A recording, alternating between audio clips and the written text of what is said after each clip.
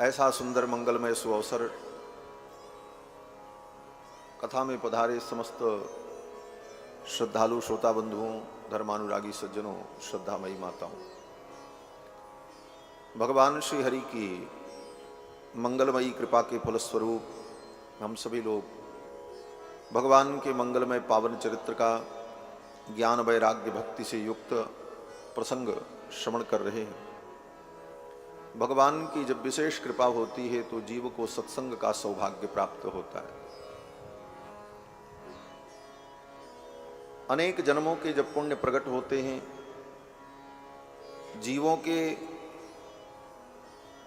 कर्म के परिणाम स्वरूप अनेक जन्मों के भटकाव को देखकर जब भगवान के हृदय में करुणा उत्पन्न होती है कि इस जीव का कल्याण होना चाहिए, तो भगवान की करुणा के कारण जीव को सत्संग का सौभाग्य प्राप्त होता है।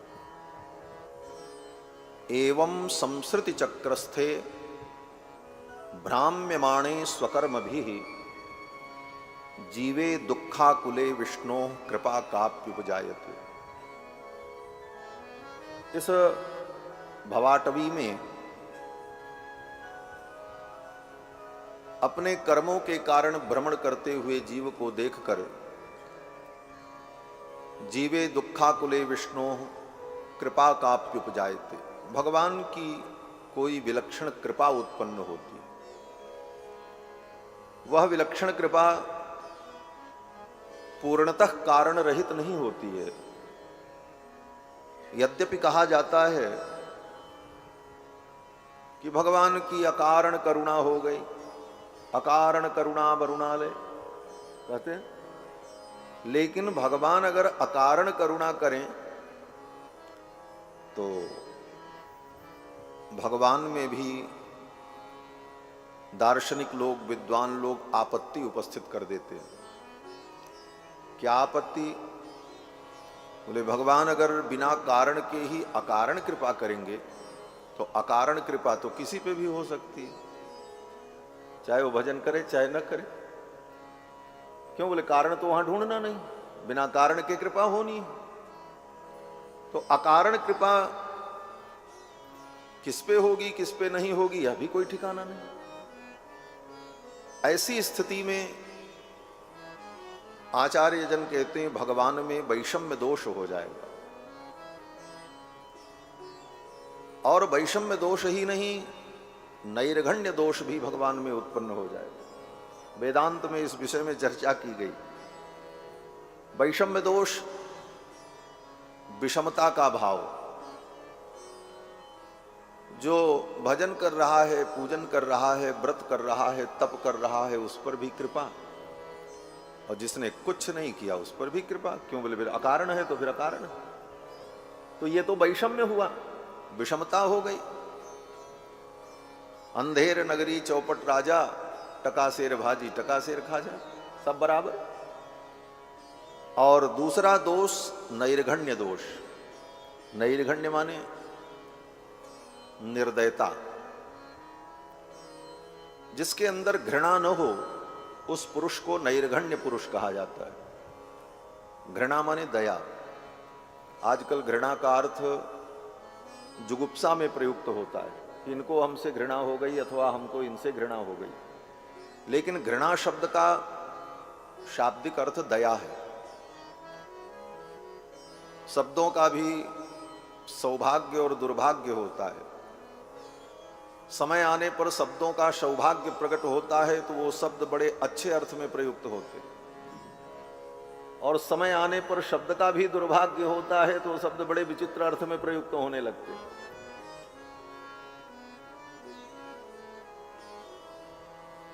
तो नैर्घण्य दोष अर्थात निर्दयता। भगवान के अंदर दया नहीं। जो इतना भूखों मर रहा है, तप कर रहा है, उस पर भी वही कृपा, और जिसने कुछ नहीं किया उस पर भी वही कृपा। ये तो दया भी नहीं, दया राहित्य है। तो भगवान अगर अकारण कृपा करें तो भगवान में भी दार्शनिक लोग, विद्वान लोग वैषम्य, नैर्घण्य जैसे दोष की आपत्ति मान लेते हैं। इसके निराकरण के लिए आचार्यों ने चिंतन किया कि भगवत कृपा कटाक्षेण अज्ञात सुकृतम भवति, जीव के द्वारा जो अज्ञात सुकृत होते हैं, जीव का स्वभाव है कर्म करना, और ये शरीर रूपी फैक्ट्री में जीव रूपी निर्माता के द्वारा दो कर्मों का उत्पादन होता है, एक पाप एक पुण्य, दूसरा कुछ होता नहीं। ये शरीर रूपी फैक्ट्री, इसमें दो चीज बनती है, पाप और पुण्य, और बनाने वाला ये जीव।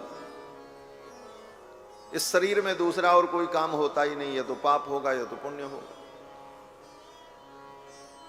और पाप पुण्य करने की जन्म जन्मांतर से जो जीव की प्रवृत्ति थी, उसका परिणाम यह भी होता है कि न चाह करके भी जीव के द्वारा पाप भी हो जाता और पुण्य भी हो जाता है।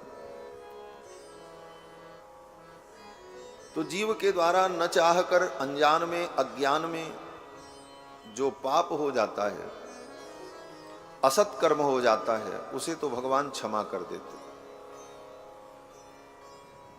कृपा के कारण, करुणा के कारण। लेकिन जीव के द्वारा अज्ञान में जो सुकृत होता है, पुण्य हो जाते हैं, उसको भगवान संचित करते, हमको आपको पता नहीं होता है। हम पुण्य करने की प्रवृत्ति से नहीं निकले, लेकिन जा रहे थे, रास्ते में गौ माता खड़ी थी, उनके बाएं तरफ जाने की जगह नहीं थी, दाहिने तरफ से निकल गए। हम तो अपनी सुविधा से जा रहे थे, भगवान ने मान लिया कि इसने गौ की परिक्रमा की। गावो विश्वस्य मातरः, गौ विश्व की माँ है। गाय 33 कोटि देवताओं का चलता फिरता मंदिर है, और इसने गौ की परिक्रमा कर ली। ये पुण्य आपके खाते में भगवान ने जोड़ लिया। कोई जीव सहज भाव से कहीं जा रहा है और उसके द्वारा कोई ऐसा सत्कर्म हो गया जो उसे पता नहीं है, तो उस पुण्य को भगवान संचित करते रहते हैं, और समय आने पर उसी पुण्य को कारण बना करके भगवान उस जीव को सत्संग प्रदान करते हैं। यही भगवान की अकारण करुणा है। भगवत कृपा कटाक्षेण अज्ञात सुकृतम भवति, और उस सुकृत के परिणाम स्वरूप जीव को सत्संग का लाभ मिलता है। पुण्य पुंज बिनु मिलहि न संता। और सत्संग में आकर जब सत्संग मिलता है, तो सत्संग में ही सत असत का ज्ञान होता है, और सत्संग में आकर के ही संसार से निष्प्रियता उत्पन्न होती है। हमारे यहां श्री संप्रदाय में प्रातः काल उठकर 2 श्लोकों के अनुसंधान की परंपरा है। जो वैष्णव है, श्री वैष्णव, प्रातः काल उठ करके बिस्तर पर बैठे बैठे 2 श्लोकों का अनुसंधान वो करे, ये आचार्य लोग आज्ञा देते हैं। वो 2 श्लोक क्या हैं?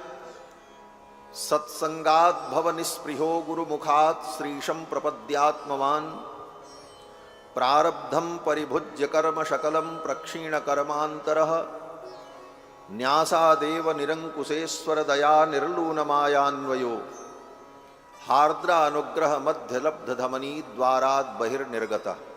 एक श्लोक। और दूसरा, मुक्तोर्चिर्दिन पूर्व पक्ष सडुदंग माशाब्दवातांशुमत, ग्लौर विद्युत वरुणेन्द्र धात्रि महित सीमांत सिंध्वाप्लुतः, श्री वैकुंठ मुपेत्य नित्यमजडम तस्मिन् परब्रह्मणः, सायुज्यम संवाप्य नंदति समम तेनैव धन्यः पुमान्। इन 2 श्लोकों का प्रातः काल उठ करके अनुसंधान करने का उपदेश आचार्य लोग देते। इसका मतलब, बोले इसमें जो अर्थानुसंधान किया कि जीव के कल्याण का क्रम क्या है, हमारा कल्याण किस क्रम से होगा, और भगवान के पादारविंद तक हम भव निष्प्रिय हो। पहले तो सत्संग जीवन में मिलेगा, अनेक जन्मों के संचित पुण्य के परिणाम स्वरूप भगवान जीव को सत्संग प्रदान करे। सत्संग में आकर के संसार से निस्पृहता होगी। बार बार जब सत्संग करते रहेंगे तो मोह का नाश होगा। बिनु सत्संग न हरि कथा ते बिनु मोह न भाग, मोह गए बिनु राम पद हो ही न दृढ़ अनुराग। तो सत्संग से संसार से निस्पृहता होगी, और जब संसार से निस्पृहता होगी तब भगवान को प्राप्त करने का विचार उत्पन्न होगा और गुरु की तलाश शुरू होगी, कोई आचार्य मिले। तब तीसरी कोटि आएगी आचार्य प्राप्ति। सत्संग, सत्संग के बाद निस्पृहता और निस्पृहता के बाद आचार्य प्राप्ति। सत्संगात् भव निस्पृहो गुरु मुखात् श्रीशं प्रपद्यात्मवान। और सत्संग में ही कोई गुरु कोई आचार्य मिल जाएंगे। आचार्य भगवान की ही कृपा से प्राप्त होते, गुरु खोजने पर नहीं मिलते। लोग कहते हैं महाराज हम बहुत दिन से गुरु ढूंढ रहे हैं, कोई गुरु मिले नहीं अभी तक, इसीलिए हमने गुरु नहीं बनाया। बोले भारत जैसे देश में जो विश्व गुरु है, उस देश में किसी को गुरु न मिले, ये तो उसका दुर्भाग्य है। और गुरु मिलते क्यों नहीं? बोले हम ढूंढने चले इसलिए गुरु कहां मिलेंगे। व्यक्ति गुरु ढूंढने निकलता है और वो गुरु की परीक्षा करता है कि ये गुरु बनने लायक हैं कि नहीं, और जब उसे समझ में आता है तब वो गुरु का वर्ण करता है। तो फिर वो गुरु का वर्ण नहीं करता, वो तो स्वयं गुरु बन गया। गुरु के गुरुत्व का निर्णय उसने स्वयं किया कि ये गुरु बनने लायक है, नहीं तो फिर वो गुरु कहाँ मिला उसको? उसको तो चेला ही मिलेगा। तो गुरु भी भगवान की कृपा से प्राप्त होता है। दूसरे शब्दों में कहा जाए तो भगवान ही गुरु के रूप में प्राप्त होकर अपनी प्राप्ति का मार्ग बताते हैं, और जीव जब उस मार्ग पर चलता है तो स्वयं भगवान प्राप्त हो जाते हैं। अर्जुन को भगवान पहले गुरु के रूप में मिले। अर्जुन ने गीता के प्रारंभ में सबसे पहले भगवान को गुरु के रूप में वर्ण किया। अर्जुन ने कहा शिष्यस्तेहम शाधिमाम त्वाम प्रपन्नम, मैं आपका शिष्य हूं, आप मेरे गुरु हैं, आप मुझे उपदेश करिए। तो जैसे गुरु उपदेश करता है भगवान की भक्ति करो, भगवान में मन लगाओ, ऐसे ही भगवान भी उपदेश करने लगे भगवान में मन लगाओ। अरे भगवान जब आप ही हो तो सीधे क्यों नहीं कह देते हमारे मन लगाओ? पहले भगवान ये कहते हैं तमेव शरणं गच्छ, उस परमात्मा की शरण में जाओ। सर्वभावेन भारत, हे अर्जुन तमेव शरणं गच्छ, उस परमात्मा की शरण में जाओ। जैसे गुरु उपदेश करते, और सब करते करते जब अर्जुन को समझ में आ गया तब भगवान ने कहा माम एकम शरणम ब्रज, मुझे एक की शरण में चले आओ, वो परमात्मा में ही। तो आचार्य की प्राप्ति भी भगवान की कृपा से ही होती है। भगवान ही मानव आचार्य के रूप में प्राप्त होकर अपनी प्राप्ति का मार्ग प्रशस्त करते। और आचार्य करते क्या है? बोले आचार्य जीव को भगवान की शरण में लगा देते। गुरु मुखात श्रीशं प्रपद्यात्मवान, गुरु के माध्यम से, आचार्य के माध्यम से शिष्य भगवान की शरणागति कर लेता है। कितने लोग कान फुकवा लेते हैं, उनको पता ही नहीं होता इस दीक्षा का मतलब क्या, क्यों लिया, इसका उद्देश्य क्या है। ये दीक्षा केवल कान फुकवाना नहीं है कि जैसे जीवन में सब काम है, ये काम बाकी रहा चलो ये भी कर लिया। और हमारे पूरब में तो बड़ी विचित्र परंपरा है हमारा, वहां तो मंत्र और दीक्षा से किसी को मतलब नहीं, केवल व्यवहार निभाना। क्या बोले बेटा बेटी की शादी होगी तो बोले शादी में देवताओं का पूजन करना है, तो बोले बिना मंत्र लिए पूजन नहीं करना चाहिए, तो चलो अयोध्या में किसी से कान फुकवाया हूं। कन्यादान करना है तो मंत्र बिना लिए कन्यादान कैसे करें, इसलिए मंत्र लेना है, उसमें उद्देश्य कन्यादान महत्वपूर्ण है, मंत्र महत्वपूर्ण नहीं।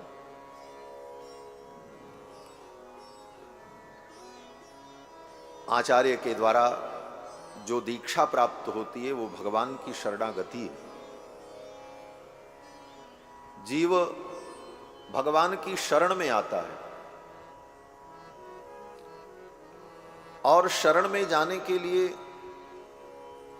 किसी निवेदक की आवश्यकता होती है, किसी मध्यस्थ की आवश्यकता होती है। आपको न्याय प्राप्त करना है और न्यायाधीश के यहां जाना है, तो आप डायरेक्ट चले जाओ न्यायाधीश के पास, बोले न्याय करो। न्यायाधीश कहेगा इसको बाहर करो गेट से। क्यों? बोले किसी अधिकृत वक्ता के माध्यम से, अधिकृत वक्ता ही अधिवक्ता होता है, जिसको वकील कहा जाता है। अधिकृत वक्ता के माध्यम से जब तुम अपने पक्ष को यहां पर रखोगे तब तुम्हारे पक्ष पर विचार किया जाएगा, अन्यथा नहीं। उसी प्रकार भगवान के दरबार में भी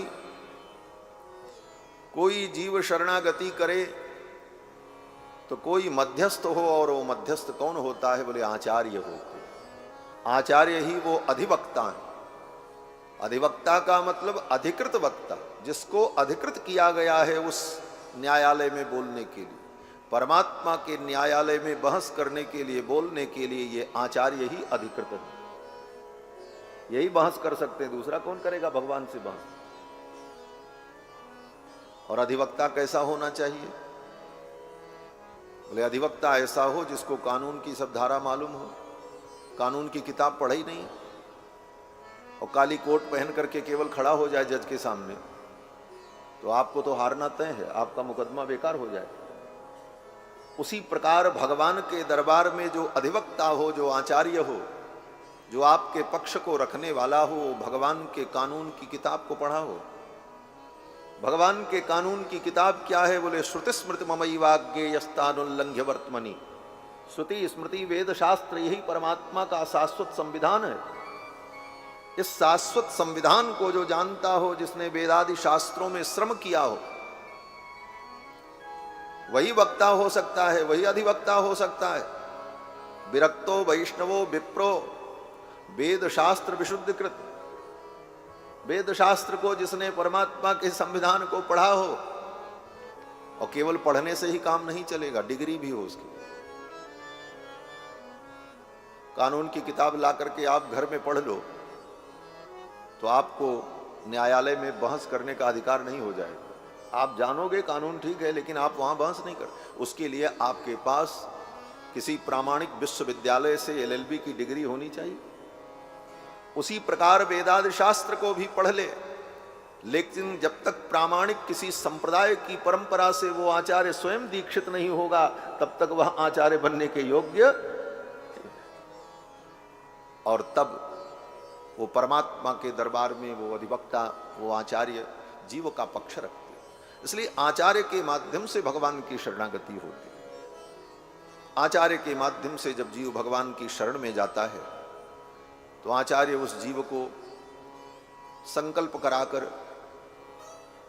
शुद्धि कराकर, तिलक लगाकर, गले में तुलसी की माला बांधकर भगवान के चरणों में लिटा देते हैं और कहते हैं प्रणाम करो, प्रार्थना करो, हे प्रभु मैं आपकी शरणागति कर रहा हूं।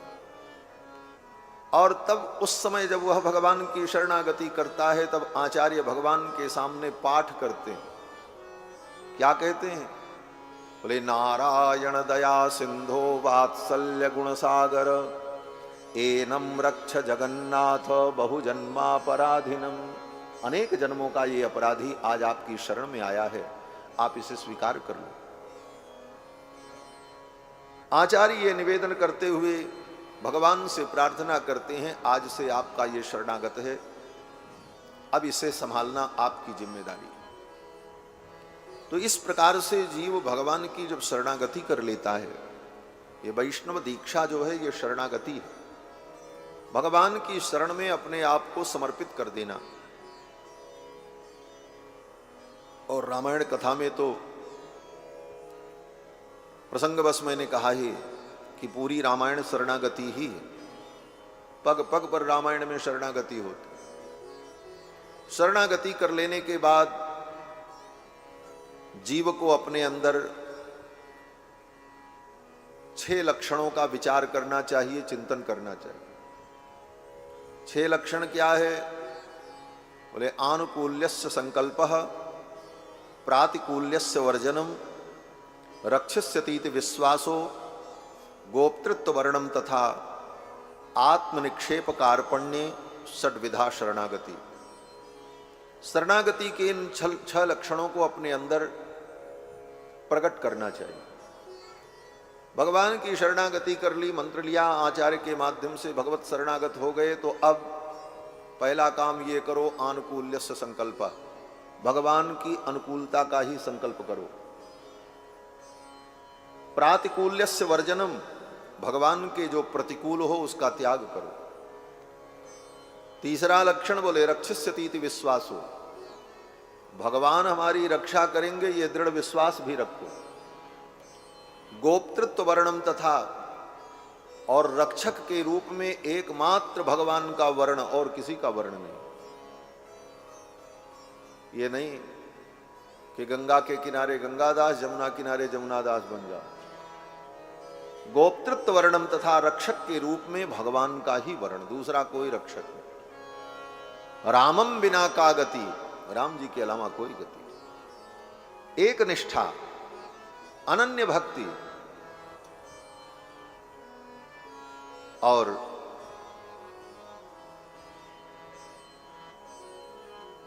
पांचवां लक्षण आत्मनिक्षेप, अपने आप को भगवान के भरोसे छोड़ देना, अपनी बुद्धि लगाना बंद कर देना। इसीलिए भगवान ने गीता में कहा मई बुद्धिम निवेशय, बुद्धि भी लगाना तुम बंद करो। अपनी रक्षा के लिए जब तक जीव प्रयत्न करेगा तब तक भगवान उसकी रक्षा नहीं करेगा। इसलिए आत्मनिक्षेप, पूर्ण रूप से भगवान के भरोसे अपने आप को छोड़ देना। और फिर अंतिम लक्षण कहा कार्पण्य। कार्पण्य माने दीनता, हमारे अंदर दैन्य आ जाए। दैन्य, नम्रता, यही भक्ति का स्वरूप है। श्रीमद् भागवत के महात्म्य में वर्णन है, भक्ति महारानी जब प्रकट हुई कथा के मध्य में, भक्ति सुतौ तौ तरुणौ गृहीत्वा प्रेमैक रूपा सहसा विरासीत। तो वहां आगे श्लोक में कहते हैं कि लोगों ने पूछा कि कथम प्रविष्टा कथम आगतेयम, ये कहां से आई, कैसे आई। मध्ये मुनीनाम इति तर्कयन्तः। तो सनकादिकों ने उत्तर दिया। फिर बाद में भक्ति महारानी कुछ बोलना चाहती थी और वो बोलने लगी। तो भक्ति महारानी जब बोल रही हैं तो व्यास जी कहते हैं निजगाद नम्रा, निजगाद नम्रा, भक्ति का नाम रख दिया एक नया। क्या बोले? नम्रा, जिसके अंदर नम्रता हो। भक्ति का एक नाम ही है नम्रा। यही दैन्य है, दीनता। इसी को कार्पण्य कहा। भक्ति आ जाए तो हमारे अंदर दीनता आ जाए, कार्पण्य आ जाए।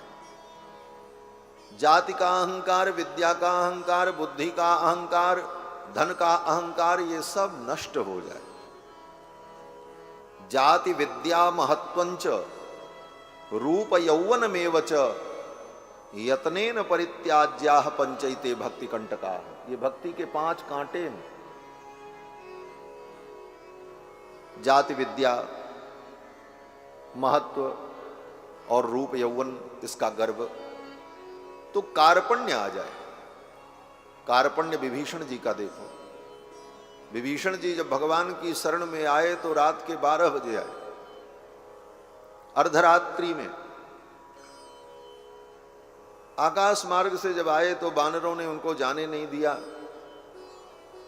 तो विभीषण जी ने कहा प्रभु से निवेदन कर दो मेरे विषय में कि विभीषण आए। बोले कौन विभीषण, कहां से विभीषण, क्या परिचय है आपका? तो विभीषण जी का कार्पण्य, उनकी दीनता। विभीषण जी कहते हैं कि प्रभु से निवेदन करो कि राक्षसो नाम दुर्वृत्तो रावणो नाम दुर्वृत्तो राक्षसो राक्षसेश्वरः अपना परिचय दे रहे हैं विभीषण जी। रावणो नाम दुर्वृत्तो, जो रावण है, दशानन भी नहीं कहा, रावण कहा, दोनों में अंतर है। उसका असली नाम तो दशानन है, जो पिताजी ने रखा था, विश्वस्रवा ने। रावण नाम तो इसलिए पड़ा कि वो इतना रोया, भगवान शंकर ने जब उसके 20 हाथों को कैलाश पर्वत के नीचे दबा दिया तो बेचारा रोता रहा, वर्षों तक रावण रोया। उतना कोई रोया भी नहीं है दुनिया में जितना रावण रोया। इसलिए भगवान शंकर ने कहा इतना तुम रोए इसलिए तुम्हारा नाम रावण। तो रावण ने कहा हम तो रोए हैं लेकिन अब हम सबको रुलाएंगे। फिर जितना रोया रावण उतना ही संसार को रुलाया भी रावण। इस कारण से भी उसका नाम रावण पड़ा। जो रोता है वो रावण और जो रुलाता है वो रावण। रावयति इति रावणः रोदति इति रावण। तो ये रावण नाम तो उसका उसके दुष्टता के कारण पड़ा, लेकिन वास्तविक नाम दशानन। तो दशानन नहीं कहते विभीषण जी, परिचय रावण से दे रहे। रावणो जो सारी दुनिया को रुलाने वाला है। नाम दुर्वृत्तो, रावण जिसका नाम है जो दुर्वृत्त है, दुराचारी है।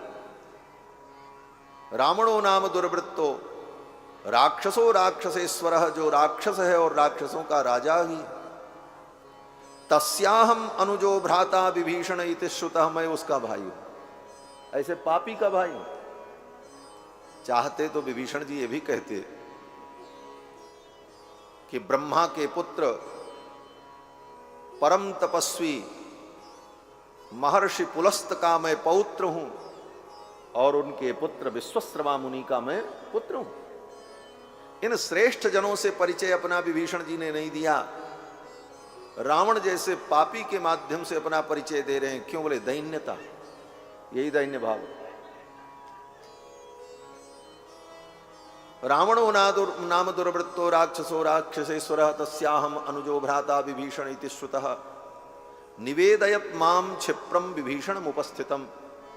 अति शीघ्र आप निवेदन करो, विभीषण शरण में आए। तो ये दैन्यता हमारे जीवन में आ जाए, यही शरणागति का स्वरूप है। तो सत्संग के द्वारा निष्पृहता, निष्पृहता के द्वारा आचार्य प्राप्ति, आचार्य प्राप्ति के माध्यम से भगवान की शरणागति, और भगवान की शरणागति होने पर कर्म बंधन की विमुक्ति। कौन से कर्म की विमुक्ति? बोले जितने कर्म हमारे हैं, पहले तो 2 प्रकार के हैं, पाप और पुण्य। फिर उन पाप पुण्यों में भी वो कर्म जो कर्म बहुत पहले हम कर चुके हैं संचित, वो कर्म जो अभी हम कर रहे हैं क्रियमाण, वो कर्म जो अभी जिंदगी जब तक रहेगी कुछ ना कुछ करेंगे, करिष्यमाण। संचित, क्रियमाण, करिष्यमाण 3 प्रकार के जो कर्म हैं, इन 3 प्रकार के कर्मों का भगवान की शरणागति करने पर विनाश हो जाता है। भगवान की शरणागति का यही फल होता है कि आज तक जो हमने पाप ताप किया संचित, वो सब समाप्त। क्योंकि भगवान कहते हैं अहम त्वा सर्व पापेभ्यो मोक्षयिष्यामि।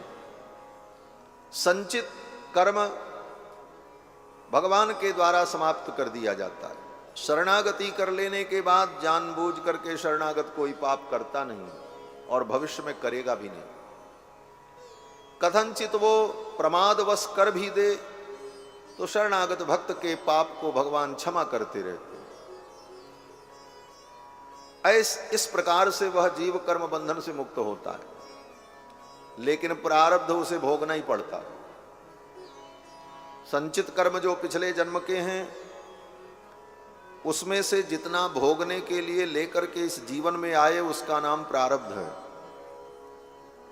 जैसे आपके पास करोड़ों रुपए हो, लेकिन आप कहीं घूमने जाओ तो जितना पॉकेट में लेकर के गए हो उतने में काम चलाना पड़ेगा।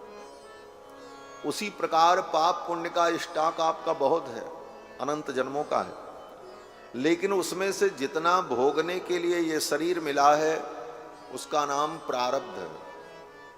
और उसी प्रारब्ध के अनुकूल शरीर मिला है, परिस्थिति मिली है, आयु मिली है, संसाधन मिले हैं और व्यक्ति मिले हैं। जिसका प्रारब्ध जैसे भोगना है, जिसके प्रारब्ध का जैसा भोग होता है, वैसा ही वातावरण उसको मिलता है, वैसे ही लोग मिलते हैं, वैसी ही परिस्थितियां सृजित होती हैं और वह जीव अपने उस प्रारब्ध भोग को भोगता है। तो भगवान कहते मेरी शरणागति कर लेने पर भी प्रारब्ध का नाश नहीं होता, प्रारब्ध तो भोगना ही पड़ता है। प्रारब्धम परिभुज्य कर्म शकलम प्रक्षीण कर्मांतर। बाकी कर्म भगवान की कृपा से नष्ट हो जाते हैं और प्रारब्ध भोग करके नष्ट करना पड़ता है। किसी ने कहा जब सारा कर्म भगवान मिटा ही देते हैं तो प्रारब्ध तो थोड़ा सा है इस जन्म का, इसको भी मिटा दे। जब अनेक अनेक जन्मों के संचित को भगवान ने मिटा दिया, क्रियमाण और करिष्यमाण को भी क्षमा करने की जिम्मेदारी ले ली भगवान ने, तो ये पिछले जन्म से जो थोड़ा लेकर के आए हैं प्रारब्ध, इसको भी मिटा दें, क्या लगता है? बोले हाँ, बात तो थोड़ी सही है, भगवान मिटा सकते हैं, लेकिन प्रारब्ध भगवान अगर मिटा दें तो इसका परिणाम ये होगा कि व्यक्ति तुरंत मर जाएगा। हाँ, क्यों? प्रारब्ध से ही जीवन है, प्रारब्ध से ही आयु है। ज्यों ही जीव भगवान की शरणागति करे आचार्य के माध्यम से, उसी समय भगवान उसके प्रारब्ध को भी अगर खत्म कर दें तो भगवान को साष्टांग करेगा, लेकिन फिर उठेगा नहीं, वहीं रह जाए, काम खत्म। क्यों? बोले प्रारब्ध खत्म तो आयु खत्म, सारी व्यवस्था समाप्त जीवन की। बोले तो क्या आपत्ति, 10 साल बाद मरना है, आज ही मर जाए, भगवान के सामने शरणागति करते हो। बोले तुम्हें कोई आपत्ति नहीं है, भगवान को भी आपत्ति नहीं है, आचार्य को भी आपत्ति नहीं, परंतु संसार के अज्ञानी प्राणी जब देखेंगे अरे भगवान के सामने गया और ज्यों ही दंडवत किया मर गया, उठ ही नहीं पाया, राम राम उधर तो अब कभी जाना ही मत, ऐसे भगवान को तो दंडवत भी नहीं करना। अज्ञानी प्राणियों में यही अज्ञान प्रचारित हो जाएगा कि भगवान की शरणागति करने वाला तो मर जाता है। फिर कोई प्राणी भगवान की शरण में आने को तैयार नहीं, शरणागति का ये पवित्र मार्ग सदा सदा के लिए बंद हो जाएगा।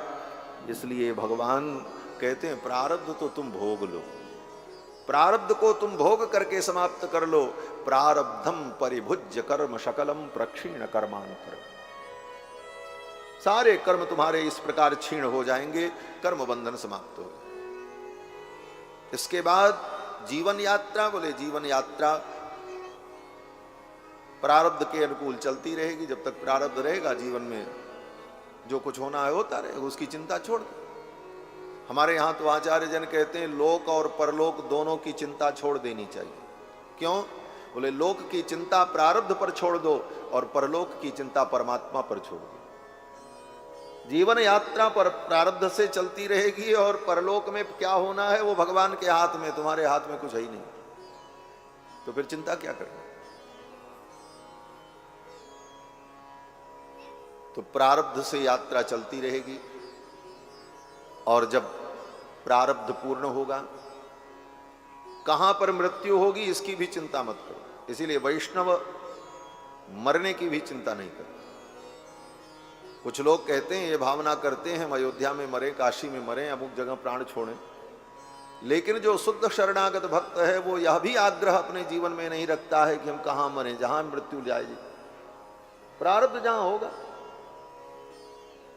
जब भगवान की शरणागति कर ली तो फिर अयोध्या और काशी में ही मर करके मुक्ति मिलेगी, ये सोचना भी गलत है। अब हर व्यक्ति अपने अपने ढंग से सोच लेता है, लेकिन वैष्णव को, भगवत भक्त को इसकी भी चिंता नहीं करनी चाहिए। कबीरदास जी कहते हैं ना कि जो कबीरा काशी मरे तो राम ही कौन नहीं हो रहा। जब काशी में मर के मुक्ति मिलनी थी तो फिर राम जी की भक्ति करने का और शरणागति करने का क्या फल मिला। तो प्रारब्ध के अनुकूल जीवन चलता रहेगा और जब मृत्यु का समय आएगा तो उस जीव को कुछ करने की जरूरत नहीं, यहां तक कि अंतिम स्मृति की भी जरूरत नहीं पड़ती। यद्यपि अंतिम स्मृति का बहुत बड़ा महत्व है शास्त्र में, श्रीमद्भागवत के प्रारंभ में ही सुखदेव जी पहला उपदेश यही देते हैं, जन्म लाभ परः पुंसाम अंते नारायण स्मृति। जीवन का परम लाभ है कि अंतिम समय में भगवान नारायण की स्मृति हो, और इसके लिए महात्मा जतन भी करते हैं। जन्म जन्म मुनि जतन कराही, अंतराम कही आवत नहीं। लेकिन यह अंतिम स्मृति हमारे हाथ में नहीं है। कैसे करोगे स्मरण? 72,000 शरीर की नाड़ियां फटने लगेंगी, जन्मत मरत दुसह दुख होई। ऐसी परिस्थिति में भगवान का स्मरण करना कितना कठिन है। श्री कुलशेखर आलवार कहते हैं, कृष्णत्वदीय पद पंकज पंजरांतम अद्यैव में विशतु मानस राजहंसः प्राण प्रयाण समये कफवात पित्तैः कंठावरोधन विधौ स्मरणम कुतस्ते। और मरते समय इतना दुख होगा, उस समय भगवान याद आएंगे। कितना कठिन है, बहुत मुश्किल है। बोले इसकी भी चिंता भगवान के ऊपर छोड़ दो। अंतिम स्मृति हमसे हो पाएगी कि नहीं हो पाएगी, भगवान से शरणागत निवेदन कर देता, प्रभु ये भी जिम्मेदारी आपकी। बोले तो तुम स्मरण नहीं कर पाओगे। तो भगवान कहते हैं, चिंता मत करो, तुम अगर स्मरण नहीं कर पाओगे और मेरे भरोसे हो तो मैं तुम्हारा स्मरण कर लूंगा। भगवान कहते हैं, मैं तुम्हारा स्मरण कर लूंगा। भगवान कहते हैं कि यदि वातादि दोषेन भक्ता माम च विस्मरेत। अगर बात पित्त कफ इत्यादि दोष के कारण मरते समय जीव मेरा स्मरण नहीं कर सका, तो अहम स्मरामि मद भक्तम, मैं स्वयं अपने उस भक्त का स्मरण कर लेता हूं और नयामि परमाम गतिम, उसको परम गति प्रदान कर देता हूं। तो अंतिम समय में हम भगवान का स्मरण करें, ये बड़ा कठिन है। इसलिए अंतिम स्मृति की जिम्मेदारी भी भगवान के ऊपर छोड़ देनी चाहिए। भगवान समर्थ है, वो स्वयं उस जीव का स्मरण कर ले। अहम स्मरामि मद भक्तम। वराह पुराण में भगवान वराह भूदेवी से कहते हैं, हे भूदेवी, यदि वातादि दोषेन भक्ता माम च विस्मरेत अहम स्मरामि मद भक्तम नयामि परमाम गतिम। मैं उसे परम गति दे देता हूं, मैं स्वयं उसका स्मरण कर लेता हूं। बात एक ही है, हम भगवान का स्मरण करें चाहे भगवान हमारा कर ले। एक कोई अंधा व्यक्ति बद्रीनाथ धाम जा रहा था, डंडा टेकते हुए वो अंधा व्यक्ति किसी के सहारे जा रहा था। बहुत से यात्री थे। किसी ने कहा, कहाँ जा रहे हो? बोले बद्रीनाथ धाम जा रहे हैं। यात्री ने कहा, क्या दर्शन करोगे? तुम्हारे आंखें ही नहीं है, जा करके क्या करोगे? तो उसने बड़ा सुंदर जवाब दिया, बोले जाएंगे, हमारे तो आंख नहीं है, लेकिन जिसको देखने जा रहे हैं उसको तो आंख है, वो हमको देख लेगा, हमारा काम हो जाए। जिसको हम देखने जा रहे हैं वो तो सहस्राक्ष सहस्रपाद, उसके तो हजारों आंख, वो देख लेगा, हमारा काम हो जाए। तो हम भगवान का स्मरण कर लें अंतिम समय में, ये उत्तम है। लेकिन ये न हो सके तो इससे भी उत्तम यह है कि भगवान ही हमारा स्मरण कर ले। अहम स्मरामि मद भक्तम नयामि परमाम गतिम। और भगवान उसके हृदय में ही अनुग्रह करके, उसका स्मरण करके अंतर्यामी परमात्मा उस जीव को लेकर के सुषुम्ना नाड़ी से निकल जाते हैं। और जब उस जीवात्मा को लेकर के भगवान चलते हैं तो रास्ते में देवता लोग उस जीवात्मा का स्वागत करते हैं। कौन से देवता? बोले दिन के देवता, रात के देवता, नक्षत्र के देवता, महीने के देवता, पक्ष के देवता, अयन के देवता, ये सब देवता। मुक्तोर चिर दिन पूर्व पक्ष सडुदंग माशाब्दवाताम सुमत। और ये सब देवता उस जीव का स्वागत करते हैं जब भगवान उस जीव को लेकर के निज धाम जाने लगते, शरणागत भक्त को। यही देवता, जो देवता जीव को मुक्त नहीं होने देना चाहते, वो मुक्ति का साधन करे तो इंद्रियों में बैठे हुए देवता दरवाजा खोल देते हैं। वो स्वामी जी ने लिखा कि आवत देखहि विषय बयारी,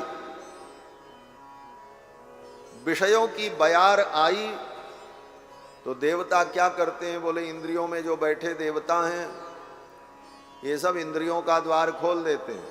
बोले आने दो विषयों को, ये विषयों में फंसे, और जब ये विषयों में फंसेगा तब विषयों का भोग करेगा, फिर दुख पाएगा, फिर दुख से बचने के लिए हम देवताओं की उपासना करेगा, कुछ यजन करेगा, कुछ दान पुण्य करेगा, हमारी भी दुकानदारी बढ़िया चलती रहेगी। ये देवताओं की भी दुकानदारी है और जीव इसी में पड़ा रहे। लेकिन वही देवता जब देखते हैं कि ये तो अब मुक्त हो गया, अब तो भगवान इसको अपनी गोद में लेकर के निज धाम जा रहे हैं, अब उन देवताओं का जब कोई बश नहीं चलता तो पुष्पांजलि लेकर के खड़े रहते हैं उस जीव के स्वागत के लिए कि ये धन्य हो गया, जीव भगवान के साथ जा रहा।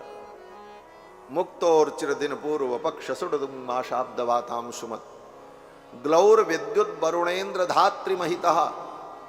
ऊपर के जितने लोक हैं, विद्युत लोक, चंद्रलोक, सूर्यलोक, इन समस्त लोकों में तत्त लोकों के लोकपाल उसका स्वागत करते हैं और अपने अपने देश की सीमा पार कराते हैं, उसका पूरा प्रोटोकॉल देते हैं। जैसे कोई व्यक्ति आ जाए तो जिला प्रशासन उसको प्रोटोकॉल देता है और अपनी सीमा तक उसे पार कराता है, उसी प्रकार देवता भी उस जीव को अपनी अपनी सीमा से पार कराते हुए ब्रह्मलोक तक पहुंचा देते। फिर ब्रह्मा जी महाराज उसका स्वागत करते हैं, सुस्वागत मित्युवाच।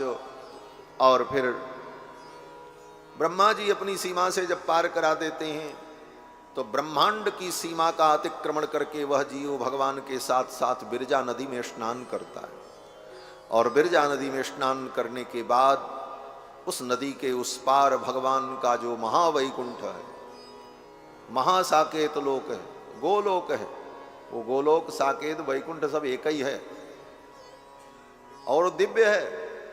भक्त जिस रूप में भगवान को वहां देखना चाहता है और उस धाम को जिस रूप में देखना चाहता, वो धाम और धामाधिपति दोनों तद्रूप हो जाते हैं। अगर कृष्ण उपासक है तो उसको वही वैकुंठ गोलोक के रूप में दिखता है और वहां ठाकुर बंसी बजाते मिलते हैं। अगर वो रामोपासक है तो उसके लिए वही लोक साकेत रूप में उसे दिखता है और धनुष बाण लिए हुए रघुनाथ जी उसको वहां दिखते हैं। और अगर वो नारायण का उपासक है तो वही लोक वैकुंठ के रूप में, त्रिपाद विभूति के रूप में उन्हें दर्शन होता है और भगवान शेष की सैया पर बैठे हुए सभ्यम पादम प्रसारयाश्रित दुरितहरम दक्षिणं कुंचयित्वा जानुन्याधाय सभ्येतर मितर भुजम नाग भोगे निधाय। भगवान के उस दिव्य रूप का उसे अनुभव होता है। भगवान पूछते हैं कहां थे जीव, सब अपने दुख सुख को बताता है। फिर बार बार वो जीव भगवान को साष्टांग प्रणाम करता है धाम में पहुंचकर, पुनश्च भूयोपि नमो नमस्ते, पुनश्च भूयोपि नमो नमस्ते। तो भगवान उसे रोक देते। ये भगवान की जो अभय मुद्रा है, इस अभय मुद्रा का भाव हमारे आचार्यों ने वर्णन किया। आप देखते हैं कि रघुनाथ जी मंदिर में जो उनका विग्रह, तो भगवान एक हाथ से इसे आशीर्वाद देते रहते। इसका अर्थ आशीर्वाद सामान्य बुद्धि वालों के लिए। सामान्य बुद्धि का व्यक्ति तो इसका मतलब समझता भगवान आशीर्वाद दे रहे हाथों। उससे विशिष्ट कोटि का जो चिंतक है वो ये अनुभव करता, ये अभय मुद्रा, भगवान अभय देते हैं, निश्चिंत हो जाओ, अब डरने की जरूरत नहीं। अभय मुद्रा, इसीलिए इसको अभय मुद्रा कहते हैं। लेकिन हमारे आचार्य कहते हैं कि अभय नहीं, अभय तो है ही, लेकिन भगवान ये हाथ उठा करके ऐसे उस जीवात्मा को रोकते हैं।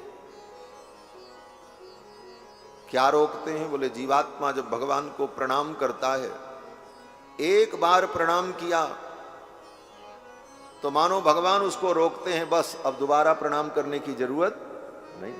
पौनः पौन्यम निवारयन, वो पुनः पुनः प्रणाम न करे, इसका निवारण करने के लिए भगवान उसको रोकते हैं। क्यों?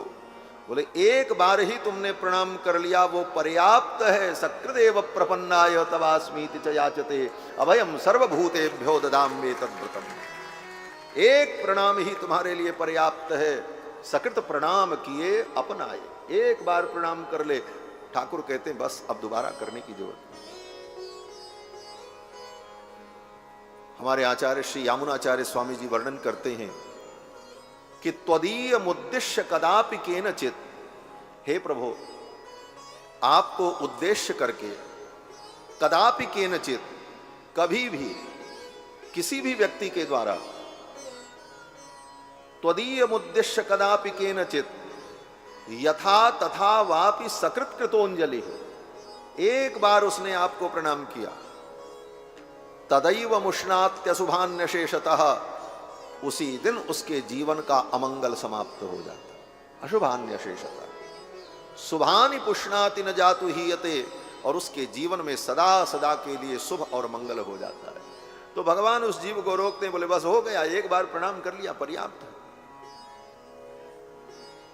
प्रणाम की महिमा तो ठाकुर जानते हैं। संसार को 10 बार मत्था टेकते रहो, तुम्हारा मत्था ही फूट जाए, सामने वाला परवाह नहीं करता, हाँ ठीक है ठीक है।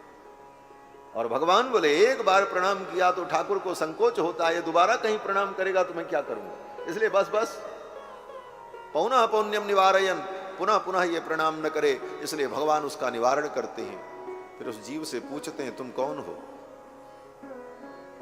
तो जीव कहता है अहमन्नम अहमन्नम अहमन्नम।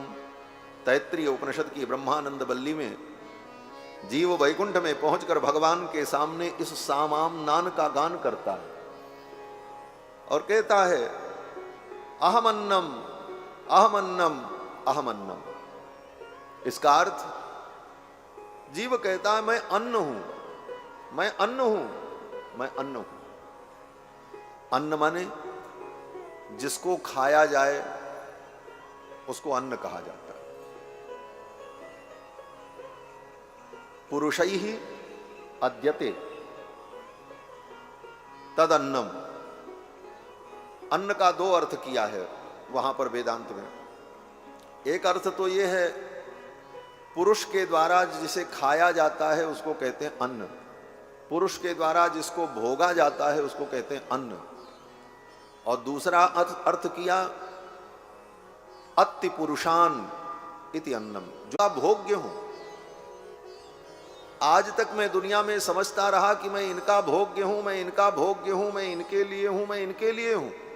संसार में ये जीवात्मा इसी भ्रम में भटकता रहा, हम इनके हैं, हम इनके हैं, हम इनके हैं, हमारा जीवन इनके लिए है, हमारा जीवन इनके लिए है। लेकिन जब उसे तत्व ज्ञान होता है तब पता चलता है हम तो केवल भगवान के लिए हैं और किसी के लिए नहीं। जीवात्मा कहता अहम अन्नम, मैं अन्न हूं। तो भगवान फिर उसका उत्तर देते हैं अहमन्नादः अहमन्नादः अहमन्नादः। अगर तुम अन्न हो तो मैं अन्नाद हूं। अन्नाद माने उस अन्न का भोक्ता हूं, जीव रूपी अन्न का भोक्ता मैं हूं, और तुम मेरे भोग्य हो और किसी के भोग्य नहीं हो। तुम मेरे योग्य हो और किसी के योग्य नहीं हो, तुम मेरे लिए हो और किसी के लिए नहीं हो। इस प्रकार सांत्वना देकर के भगवान उस जीव को अपनी गोद में बैठा लेते हैं और सदा के लिए वो जीव भगवान के दिव्य धाम को प्राप्त करके अनंत काल तक के लिए सुखी हो जाता है। यही जीव की गति का क्रम है।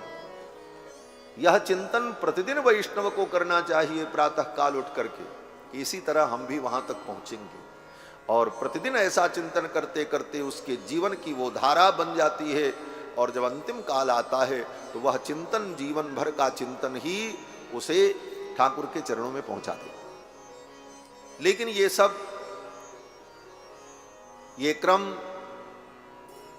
पूर्ण तब होता है जब शुरुआत हो। और शुरुआत कहां से होती? बोले सत्संग से। सत्संगात भव निस्पृह। बात यहीं से चली थी। ये तो साधु की कथा है महाराज, हम तो कथावाचक हैं नहीं, फक्कड़ी कथा, लेकिन बात महत्वपूर्ण है। सब कथा का स्वरूप जो है, जो इससे हमें प्राप्त हो, अनुभव हो, जो कथा का सार हो, जीवन में हम ग्रहण करें। हमारे श्री बांके बिहारी जी ने कहा भक्ति शास्त्र सम्मत हो। शास्त्र सम्मत भक्ति ही जीव का कल्याण करती। भक्ति के नाम पर कुछ भी करते रहो, वो भक्ति नहीं हो जाएगी। स्वयं भगवान कहते हैं श्रुति स्मृति ममई वाग्ये यस्तानुल्लंघ्य वर्तमनि आज्ञा छेदी मम द्रोही मद भक्तोपि न वैष्णव। भगवान कहते हैं श्रुति और स्मृति हमारी आज्ञा है। वेद और स्मृति शास्त्र ये भगवान की आज्ञा है। और भगवान की आज्ञा का उल्लंघन करके, शास्त्र का त्याग करके जो मनमाने ढंग से भक्ति करता है, भगवान कहते हैं आज्ञा छेदी, वो मेरी आज्ञा का उल्लंघन कर रहा है। ममद्रोही, मुझसे द्रोह कर रहा है। मद भक्तोपि न वैष्णवः, मेरा भक्त तो बन रहा है, मेरी भक्ति तो करने का प्रयास कर रहा है, लेकिन न वैष्णव, वो वैष्णव नहीं। भगवान उसको अपना मानते ही नहीं। इसलिए शास्त्र के विपरीत आचरण नहीं करना चाहिए, शास्त्र की मर्यादाओं का पालन करना चाहिए। आजकल भक्ति के नाम पर कुछ भी लोग करने को, यहां तक कथा व्यास ने, किसी ने कह दिया, हाँ अगर स्त्री रजस्वला भी है तो भगवान को भोग लगावे, पूजा करे, कोई बात नहीं।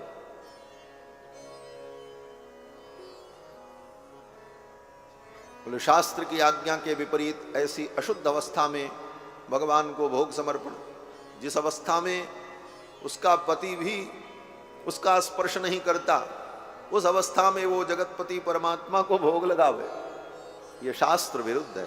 उस मर्यादा का पालन करना चाहिए।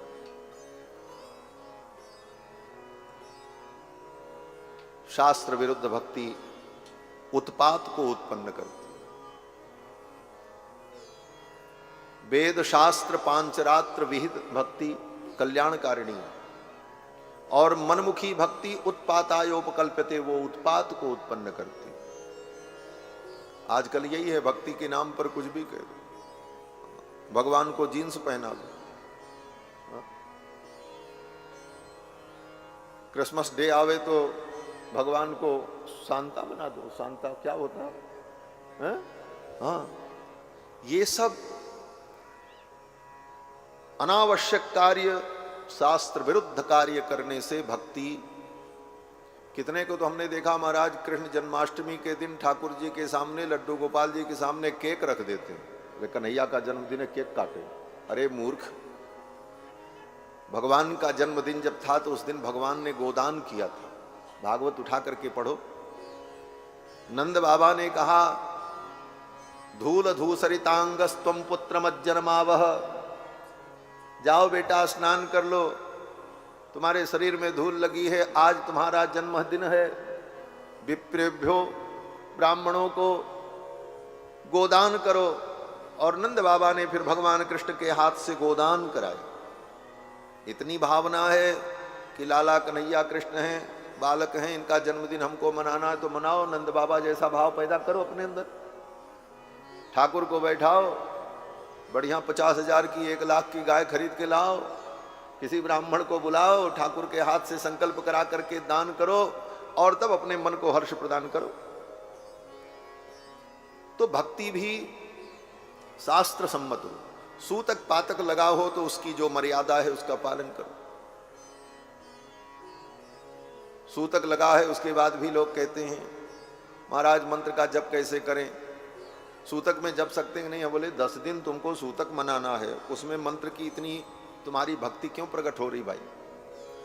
शास्त्र जो कहता है कि 10 दिनों तक किसी के मर जाने पर जो अशुद्धि होती है, परिजनों के मरने पर, उस 10 दिन में न मंदिर में जाना, न तिलक करना, केवल स्नान करके शुद्ध वस्त्र धारण करके परमात्मा का स्मरण करना, इतना ही कर्तव्य होता है।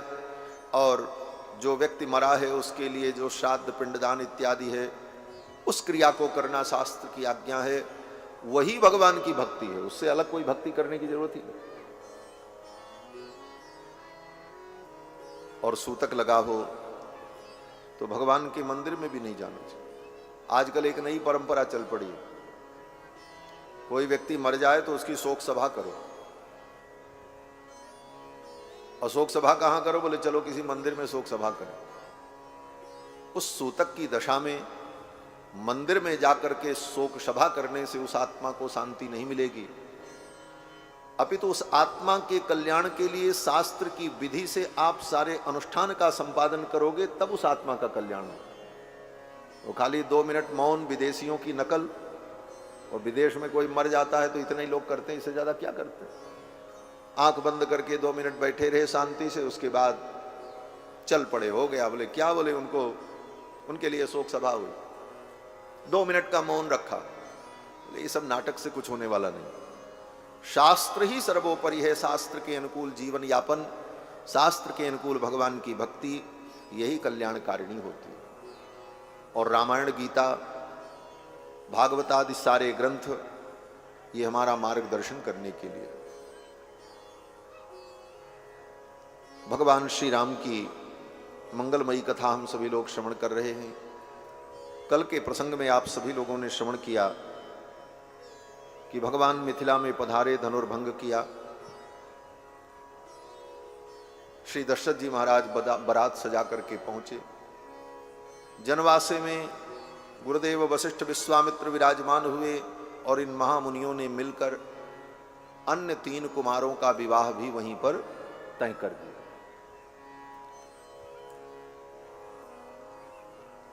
भगवान श्री राम का विवाह अद्भुत विवाह है।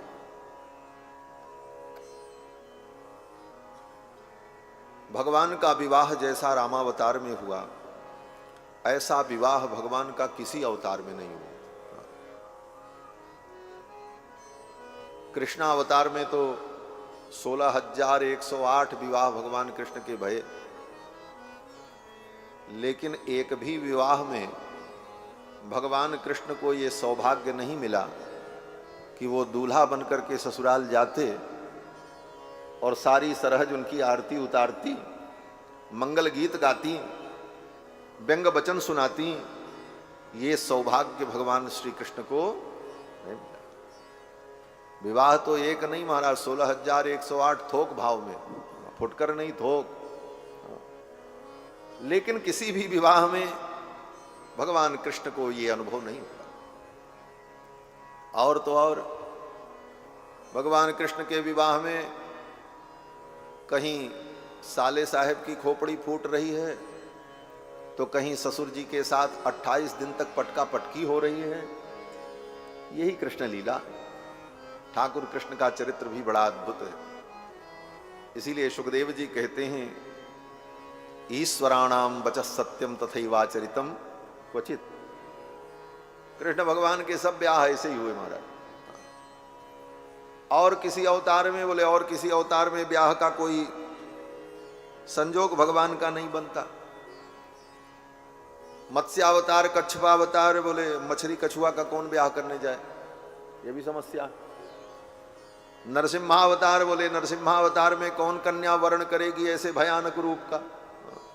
लक्ष्मी तो सामने आने की हिम्मत नहीं कर पा रही थी। नरसिंह भगवान जब प्रकट हुए तो उनका क्रोध शांत नहीं हो रहा था। देवताओं ने बड़ी प्रार्थना की, फिर भी क्रोध शांत नहीं हुआ। तो ब्रह्मादिक देवताओं ने लक्ष्मी जी से कहा, आप जाओ, आपके जाने पर क्रोध शांत हो जाएगा। लक्ष्मी जी आई, साक्षात श्री प्रेषिता देवैः नोपेयाय संकिता। और भगवान के उस भयानक रूप को देख करके लक्ष्मी जी भी उल्टे पांव लौट गई। तो लक्ष्मी भी जिनके सामने आने को तैयार नहीं, कौन सी कन्या उनका वर्ण करेगी। इसलिए नरसिंह भगवान के ब्याह की भी कोई कल्पना नहीं। वामन भगवान, बोले वामन भगवान तो, वामन भगवान के सामने प्रस्ताव आया था, ब्याह कर लो, आया था ना। राजा बलि ने प्रस्ताव किया था, उतवा विप्रकन्याम। राजा बलि के यहाँ वामन भगवान ने कहा 3 पग पृथ्वी चाहिए। तो राजा बलि ने कहा 3 पग पृथ्वी भी आप ले लो, यहीं गांव बसा लो, और आपका ब्रह्मचर्य व्रत पूरा होने वाला हो तो आपके लिए हम सुंदर कन्या भी ढूंढ दें और यहीं आपका ब्याह करा दें, आप यहीं बस जाओ। वामन भगवान ने कहा नहीं नहीं, हमको ब्याह नहीं करना है।